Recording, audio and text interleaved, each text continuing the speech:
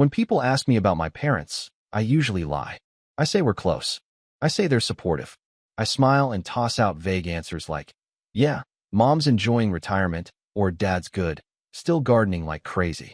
Because it's easier than explaining the truth, that my mother once told me I was a mistake she regretted keeping, and my father, well, he's been silent for most of my life, especially when I needed him most. My name's Julian, I'm 29, and this story isn't about some petty family feud. It's about years of silence, one-sided love, manipulation masked as maternal concern, and the moment I finally stopped playing nice.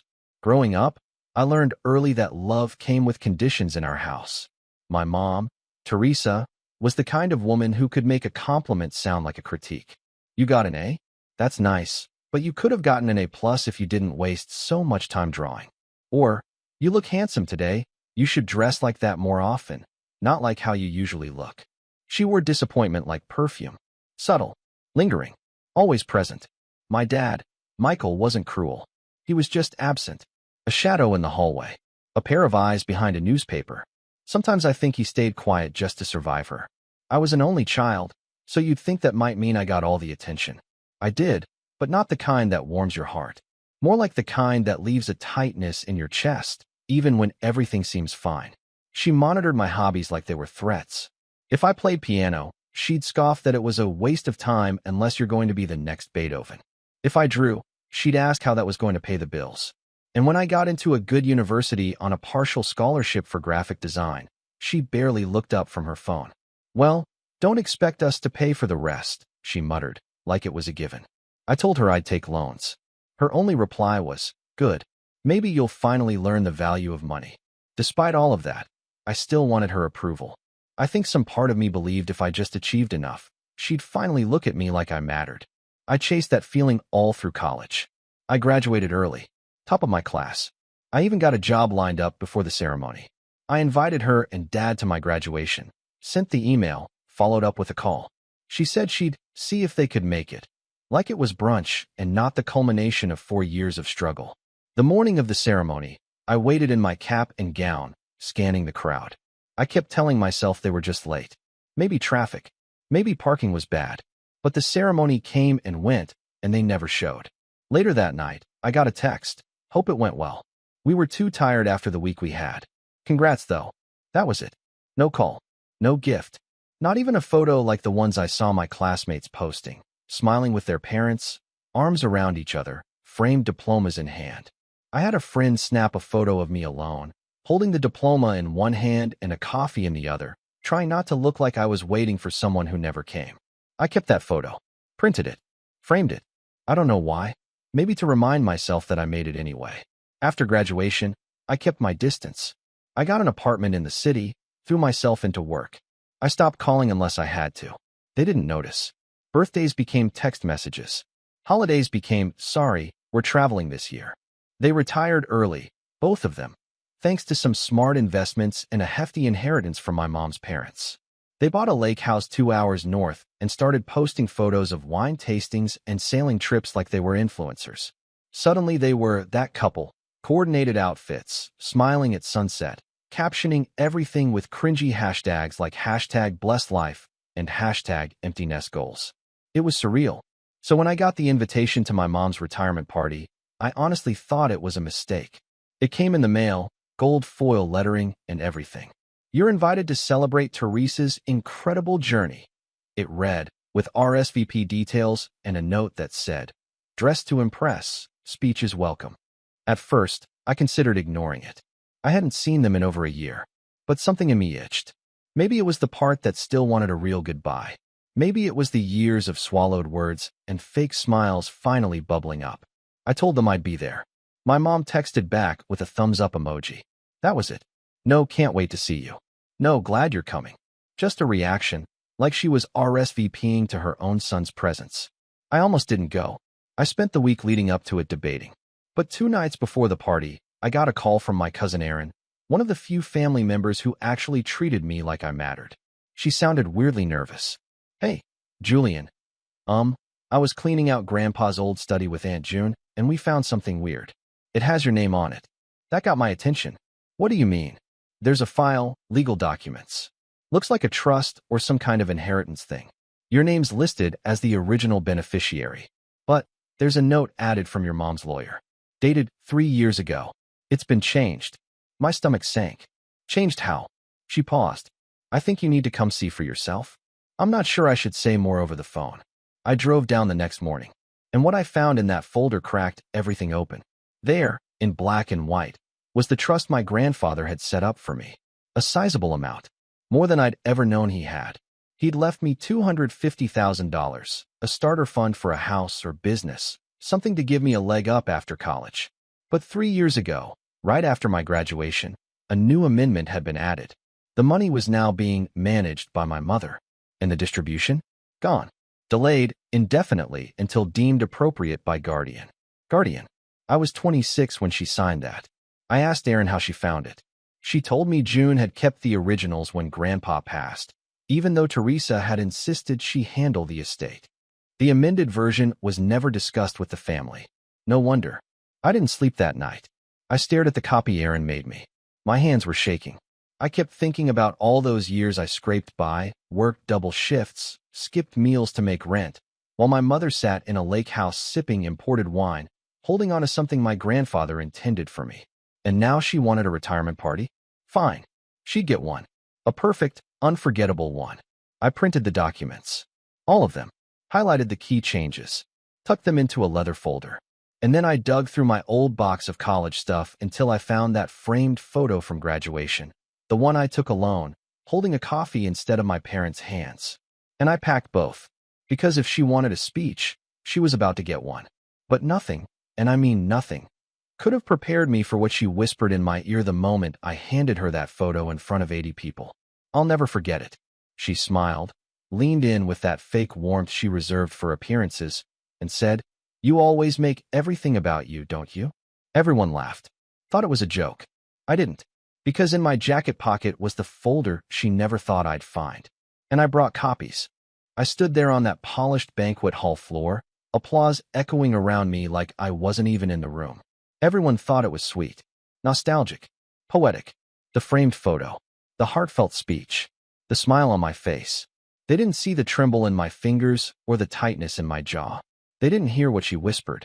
They didn't know that the very photo I gave her was proof of the thing she never wanted to talk about, that she wasn't there. You always make everything about you, don't you? Her voice was honey and venom, so soft only I could hear it. She smiled while she said it.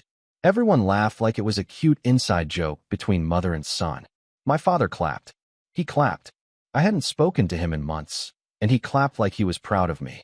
Or maybe just proud of how well I played my role. I walked off the small stage, that fake smile stuck on my face like glue. My heart was hammering. I kept hearing her voice on a loop. That same passive-aggressive sneer I'd grown up with, but now magnified by years of distance. And for a second, I questioned myself. Maybe I was making too much of it. Maybe I should just let it go. It's a party. It's her day. Don't ruin it. Then I remembered the legal documents in my jacket pocket. The highlighter marks. The section with my name crossed out. The amendment signed in ink. Her signature right there, next to a line that essentially robbed me of what my grandfather wanted me to have. Not delayed, taken. That's when the guilt evaporated. The rest of the party blurred. Relatives I hadn't seen in years came up to me with champagne glasses and fake grins. You look so grown up. Your speech made me tear up. Your mom is just so proud of you. I nodded, smiled, pretended I hadn't just been emotionally slapped across the face by the woman they were all here to celebrate. And then I saw her, across the room, standing near the dessert table, laughing with her sisters. Teresa, my mother, dressed in soft rose gold, pearls around her neck, wine in hand like she was in a magazine shoot. She looked peaceful, relaxed, like someone who thought the past could never catch up to her. I didn't approach her then. I needed to breathe first. I stepped outside, past the clusters of smokers, and into the empty parking lot, where the cold night air hit me like a reset button. I pulled out the documents again. Read them one more time. Every line, every phrase. She hadn't even tried to cover it up. It was all legal, quietly signed, filed, and buried. I don't know how long I stood out there, just staring at the paper like it might rewrite itself. Eventually, Erin came out. She'd been watching me from the corner of the room the whole night, eyes flicking between me and my mom like she knew something was about to blow. "You okay?" she asked softly. "No," I said, "but I will be." She didn't ask more. She just stood beside me for a while, arms crossed against the cold. Finally, she said, "You know, you don't owe her your silence." That hit harder than I expected. I'd been carrying my silence like it was a family heirloom, something passed down. But it wasn't protection. It was a muzzle, and I was done wearing it. The breaking point didn't come in one big explosion. It came in pieces, little moments, piling up, until the weight crushed whatever was left of my patience. It started with the slideshow. Back inside, someone dimmed the lights, and a projector flickered on. A tribute to Teresa, it said in bold cursive. A slideshow of her life, her childhood, her graduation, her wedding, then baby photos of me, school portraits, family vacations. But something felt off. There were no photos of me past the age of 15. Nothing from high school. Nothing from college. No birthday photos, no graduation, no awards.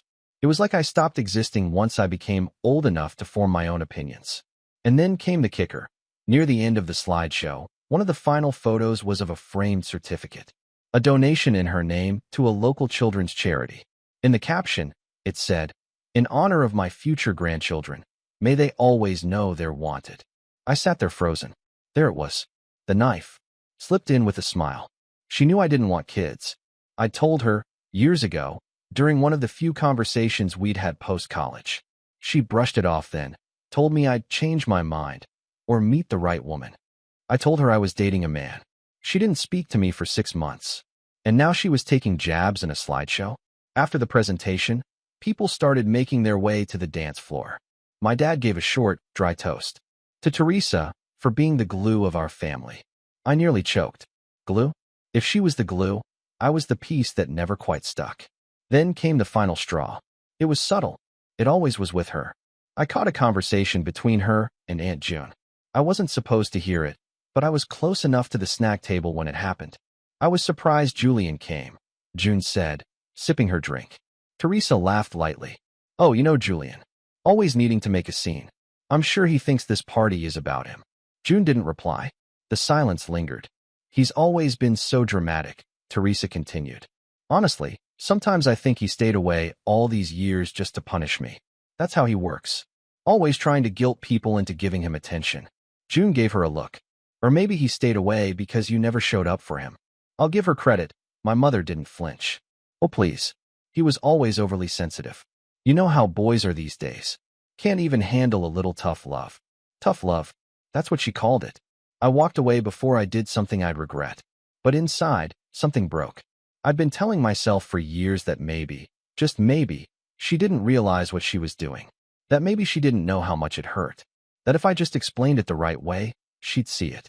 She'd apologize. But now I knew. She saw everything. She remembered it all. And she didn't care. That was the night I stopped trying. I left the party early, but not before slipping a few copies of the legal documents into a padded envelope and tucking it into her coat pocket. I knew she'd find it when she got home. I wanted her to know I knew. No dramatic scene. No confrontation. Just quiet, cold proof. The next morning, I woke up to a missed call from my father and a text from my mom that read, "I don't know what you think you're trying to do, but you're not entitled to anything. Grandpa changed his mind, and that's final. If you needed money, you could have just asked." I stared at the message for a long time. She was lying. Grandpa hadn't changed anything. She had, and I had the paperwork to prove it. I didn't respond. Instead, I booked a meeting with an estate attorney, and I started making phone calls. Because if she wanted to play the victim, she was about to learn what it felt like when the mask came off. Rock bottom isn't always a dramatic event. Sometimes it's a slow realization, a quiet moment where everything just stops. For me, it came 2 days after the party, when I sat on the floor of my apartment, still in my clothes from the day before, phone turned face down on the coffee table, the envelope of legal documents beside me like a forgotten weapon. I wasn't crying. I wasn't angry. I just felt hollow, like someone had scooped out everything inside me and left only the shape of who I used to be. My mom's message still sat unread in my inbox, but her words were burned into my memory. "You're not entitled to anything." It echoed in my head louder than the actual party music. I kept hearing her voice say it, with that same tone she used when I was 12 and asked for a bigger slice of cake, or 17 and wanted to skip Thanksgiving to work on a college portfolio. Like wanting anything at all, was a weakness. Like I was a burden for having expectations. Like I should be grateful for crumbs. But here's the thing. Grief and anger aren't opposites. They dance together. And the deeper the grief, the hotter the anger when it finally ignites. The day after the party, I finally called the estate lawyer whose name was on the original trust document. His name was Clark, and he sounded older, with a slow, deliberate voice that gave everything weight. "Julian," he said after I explained who I was and what I'd found. "I remember your grandfather well. He spoke of you often. Are you telling me Teresa altered the distribution terms of the trust without notifying you?" I told him yes.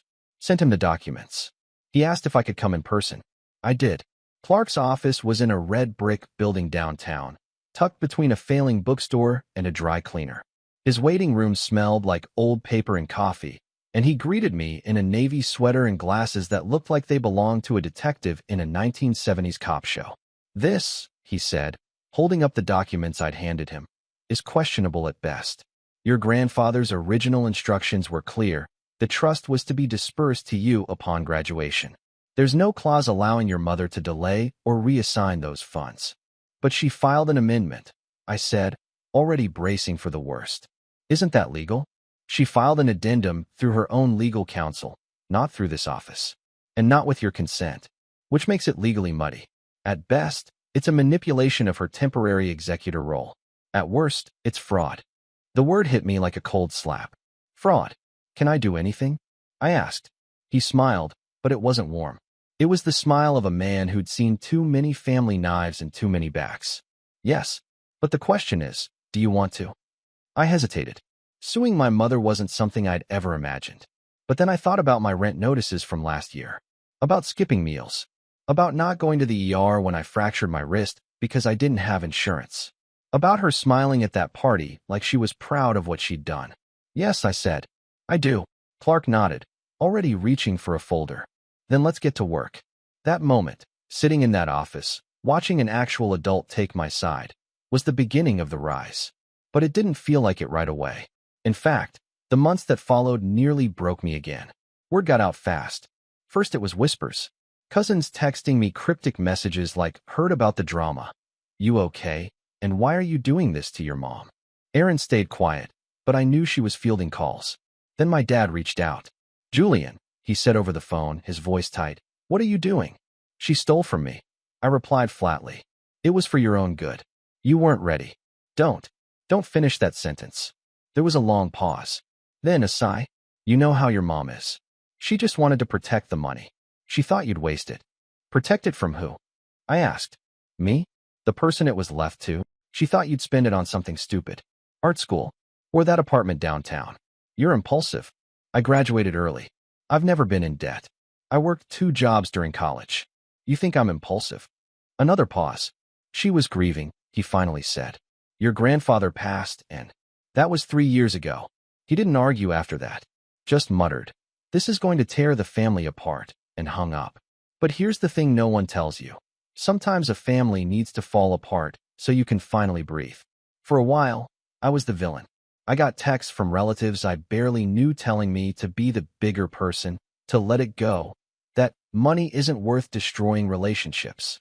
One even had the audacity to say, "She raised you, didn't she?" No, she tolerated me. There's a difference. Still, it hurt. More than I expected. Every message, every phone call, every awkward silence from people I'd grown up seeing at birthday parties and summer barbecues. It chipped away at me. I started having second thoughts. Was I blowing things out of proportion? Was this really worth it? That was the fall. But then came the rise. I started therapy. It wasn't some grand breakthrough moment. More like a friend of a friend recommendation I followed out of desperation. Her name was Mara. Mid-40s, glasses, always wore cardigans and mismatched earrings. She never judged. Just listened. Asked questions. Pushed gently. We talked about control. About how my mother controlled not just money, but emotions. How she weaponized guilt. How my silence had always been the currency she preferred. "You've spent your whole life trying to earn love that was never being offered," she said once. "What would your life look like if you stopped trying?" That question stuck with me. Around the same time, I threw myself into my work. I was a graphic designer at a mid-size agency, not glamorous, but solid. I'd always done just enough to get by. Met deadlines. Got the occasional client compliment. But now, I went all in. I redesigned 3 campaigns from scratch. Volunteered for a pitch presentation that landed us a huge client. Stayed late, arrived early. Not because I wanted to impress anyone, but because it gave me purpose. Control. It felt good to build something that couldn't be taken from me. 3 months after the party, my boss called me into her office. "I've seen a shift," she said. "You're sharper, more focused. And honestly, your work's never been better." I didn't explain why, just nodded. "We'd like to move you into a lead role. Creative direction. Higher pay, more responsibility. What do you think?" I took the offer. And for the first time in years, I didn't call my parents to tell them. I also moved. Out of the tiny apartment with the squeaky faucet and the unreliable heat. I found a 1-bedroom in a quiet building with brick walls and tall windows. The kind of place I'd once dreamed about but assumed I'd never be able to afford. I bought a new desk, a couch that didn't sag, plants I somehow managed to keep alive. I also framed that graduation photo again, the one where I'm holding the diploma and the coffee. But this time, I put it next to another frame, a copy of the original trust document, the real one, with my name intact. And beneath that, a sticky note with the words Mara had once said to me: "Stop trying to earn what was never being offered." That became my mantra. I stopped attending family events. No birthdays, no Easter brunches, no half-hearted invitations to patch things up. Erin and I stayed close. She was my one anchor in the storm, but everyone else? I let them fade. I deleted group chats, muted threads, removed myself from the role of family peacekeeper that I'd never signed up for in the first place. And still, I kept rebuilding. Quietly, day by day. Then, one afternoon, Clark called. "Julian," he said, "we've got something." Her counsel offered a settlement. My heart jumped. How much? Half the original amount. No admission of wrongdoing. But they're offering it in exchange for you dropping any further claims. I stared at the wall. Half. After everything. Why not the full amount? I asked. Because they're hoping you'll still play the role. The grateful son. The quiet one.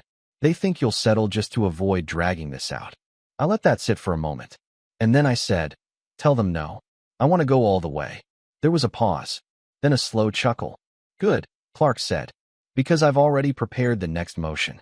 That was the day I stopped hoping for closure and started building consequences. It's a strange thing, preparing for revenge. It doesn't feel the way you think it will.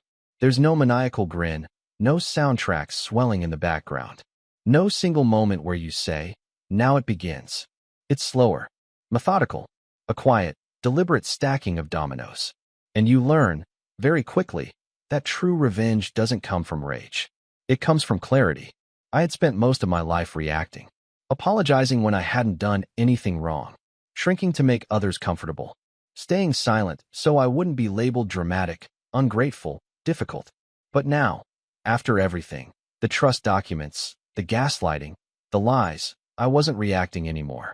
I was planning, and I had time. Clark and I were deep in legal proceedings.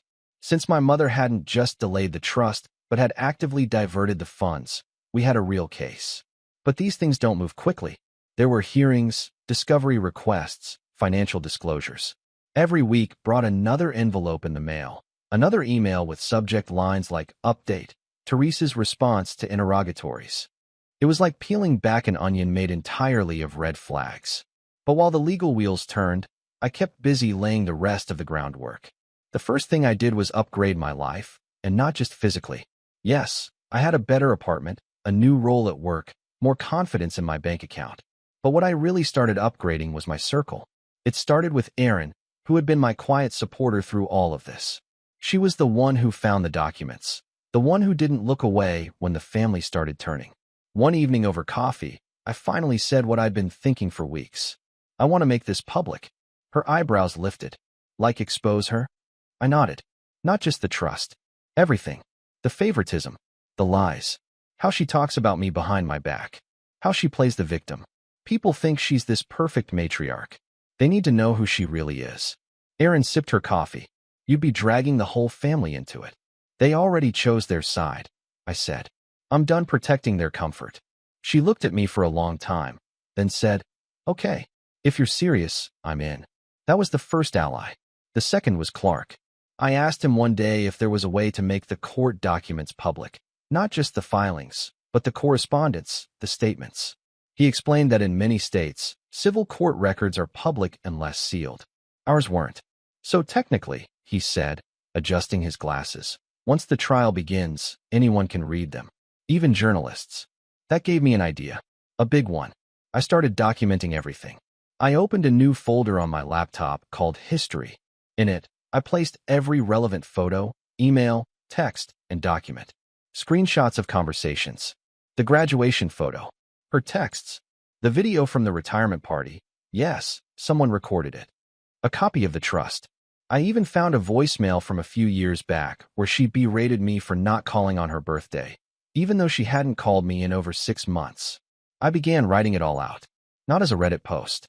Not yet. As a timeline. A narrative. A map of everything I'd survived. Therapy helped with that.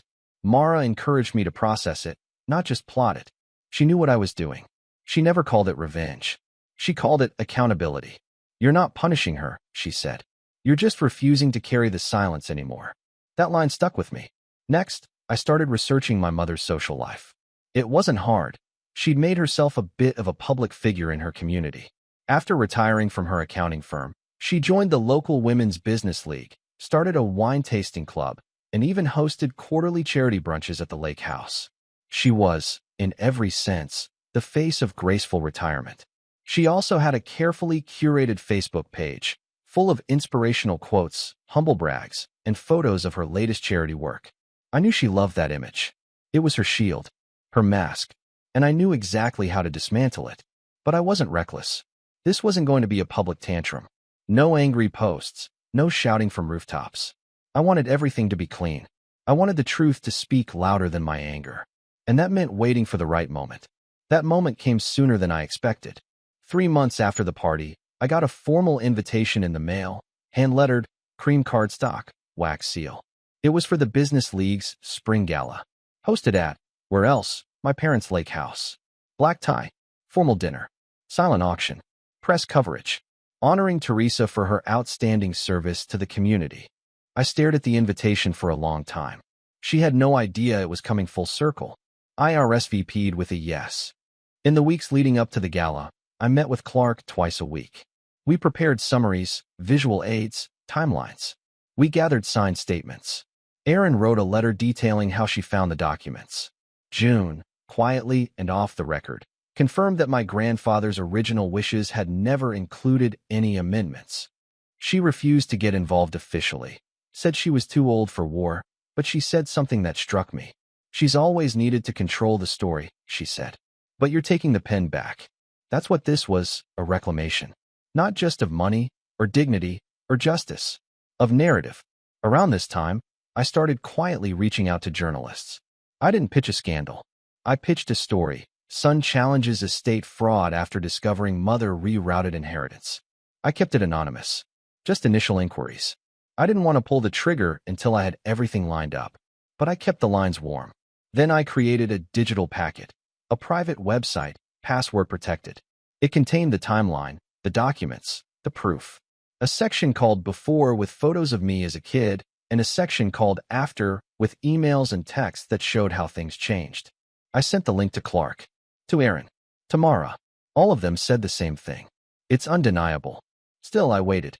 The night before the gala, I got a call from my dad. He hadn't spoken to me in weeks. "I heard you're coming tomorrow," he said, voice cautious. "I am." There was a pause. "She's nervous." I didn't reply. "She's been different since the party." I still didn't speak. "She's your mother," he finally said. "No matter what happened." "No," I said quietly. "She's not. She's the woman who raised me." "That's not the same thing." He didn't argue. Just said, "See you tomorrow," and hung up. The day of the gala, I dressed carefully. Black suit, clean shave, calm expression. I arrived just as the sun was setting over the lake, casting everything in that golden hour glow my mom loved for her photos. Guests were already mingling in the garden, sipping champagne, laughing under string lights. It was picturesque and fake. I walked through the crowd with practiced ease, smiling, nodding, accepting compliments. People asked what I'd been up to. I told them I'd been rebuilding. No one asked what that meant. When I finally saw her, she was at the center of it all, standing under a white arch covered in ivy, posing for photos with some local councilwoman. She looked radiant, polished, unshaken. But then she saw me, and for the first time in years, she flinched. I gave her a slight nod and kept walking. Later that evening, during the dinner, there was a program. Speeches, awards, applause, and then the host stepped up to the mic. And now, a very special surprise for our guest of honor. Teresa's son, Julian, has prepared a tribute. Let's give him a warm welcome. I hadn't told anyone I'd be speaking. She looked stunned. I walked up slowly, folder in hand, smiled at the crowd, adjusted the mic. Thank you, I began. I'll keep this brief. My voice was calm, clear, no shaking hands, no anger. My mother has always been good at curating moments. Photos, events, appearances. Tonight is one of them. And I want to thank her, truly, for teaching me something invaluable, the power of image. I paused, scanning the crowd. But images aren't the full story. So tonight, I brought the full story. I held up the folder. This is a copy of the trust left to me by my grandfather. It was intended to be distributed to me upon graduation. It was legally binding, witnessed, and notarized. But 3 years ago, it was altered, without my consent, and rerouted. A quiet rustle swept through the room. My mother's face went pale. I won't bore you with legal jargon. You'll be able to read it all yourselves. I've made copies. They're available at the check-in table as you leave. A few gasps. A couple people shifting uncomfortably. And if you'd like to read the full timeline, texts, emails, legal filings, they're available at this link. I gave the link out loud, slowly, clearly, because stories like these, about control and silence and manipulation, they don't just happen behind closed doors. They happen in front of string lights and photo booths. They happen with a smile. I turned to her, then, looked her in the eye. I'm done smiling. Then I stepped down. I didn't wait for applause. I didn't need it. The walk back to my seat felt like stepping through molasses. Every eye in the room was pinned to me, some wide with disbelief, others squinting with judgment, and a few watching with something that almost looked like admiration. I didn't make eye contact with anyone. Not my father, who was now hunched in his chair, gaze fixed on his water glass. Not my mother, who sat perfectly still at the head table, her wine untouched, her expression frozen in that delicate balance between outrage and panic. I slid back into my seat beside Erin, whose hand was gripping her clutch like it was the only thing tethering her to the earth. She whispered, "You actually did it," like she'd just watched someone climb Everest in flip-flops. I said I would. I whispered back. I didn't need a bite of the fancy dinner they served after. I didn't need to. The satisfaction simmering in my chest was more than enough to keep me full. There was no dramatic outburst from Teresa. No table flipping or shouting match. That wasn't her style. Her rage was a slow boil, internal, quiet, and designed to preserve her image. So instead, she smiled.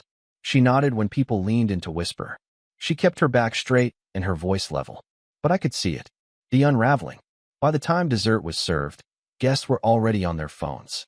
I caught one man, some real estate agent who'd once introduced her at a fundraiser, scrolling through the site I'd linked. His brows furrowed deeper with every swipe. Another woman near the back raised her hand and asked, too loudly, "Is this true?" As if she were asking about a canceled reservation, not a fraudulent diversion of a 6-figure inheritance. Teresa stood slowly and gave a tight, practiced smile. "Julian has always been very imaginative," she said to the room. "He gets that from his grandfather." It was a feeble deflection. No one laughed. And then the questions began. She deflected. She redirected. She insisted it was a private family matter, that context was missing, that the legal process would clarify everything. But even the most well-groomed reputation can't withstand paper proof. And I'd brought receipts. All of them.